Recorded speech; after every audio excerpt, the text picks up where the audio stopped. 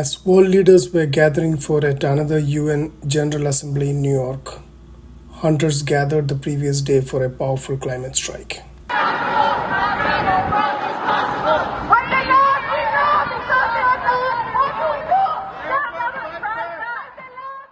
From wildfires raging across the Amazon to devastating floods in Pakistan, the impacts of climate change were impossible to ignore.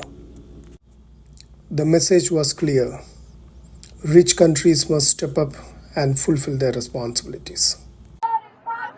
This is the Youth Climate Strike organized by the Fridays for Future New York, supported by all the different movements across the world, including CAN, DCJ, Women and Gender, and all the climate actors coming together, pushing for climate finance, pay up, also demanding for end fossil fuels, fast, fair, forever now.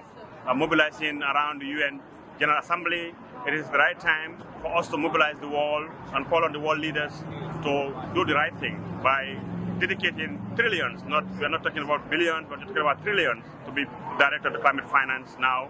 This year is the finance year, climate finance year. We are demanding from world leaders, especially G7, to really do the needful by directing, grant-based finance that are adequate to address the climate finance and climate crisis now. The crowd included voices of indigenous leaders, representatives from vulnerable communities, and youth, all echoing the sentiment that climate finance is not charity, but a moral obligation. The rich, tax the motherfucking rich, tax the rich, tax the motherfucking rich, tax the rich, tax the motherfucking rich. My name is Jenna, I'm 18 years old, and my sign says climate justice means free Palestine. We cannot have a climate solution that doesn't involve ending war and ending genocide.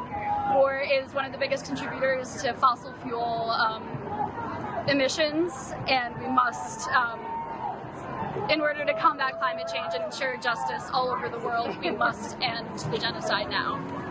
No more coal, no more oil, keep the carbon in the soil. No more coal, no more oil, keep the carbon in the soil. The urgency in the air reflected the broader reality. The climate crisis is no longer a distant threat, but a current emergency. The impacts are being felt most acutely by those who contributed the least to global emissions. When we're talking about big money, the big banks, we're essentially looking at them working without even an iota of concern for climate questions or climate justice. And just look at what's been happening now. You have annually 16.5 trillion subsidies to the fossil fuels. With the world watching, the message rang loud and clear. It is time for wealthy nations to act decisively and equitably, providing the necessary resources to protect our planet and its people. The fight for climate justice continues. We are unstoppable! Another world is possible! We are unstoppable! Another world is possible! We are unstoppable! Another